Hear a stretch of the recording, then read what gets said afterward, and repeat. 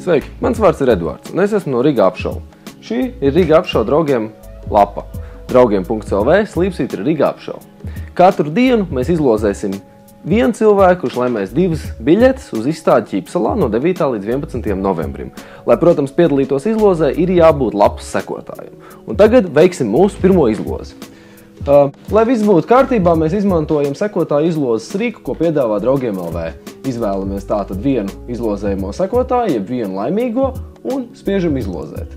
Izloze tātad notiks starp visiem mūsu sekotājiem, un laimīgais ir Mārtiņš Marčello. Ar Mārtiņu mēs sazināsimies, viņš tātad iegūs 2 biļetes, un arī tev ir iespēja iegūt 2 biļetes un arī apmeklēt izstādi Ķīpsalā no 9. līdz 11. novembrim. Viss, kas tev ir jādara, ir jābūt Draugiem.lv lapas sekotājiem. Tiekamies Ķīpsalā!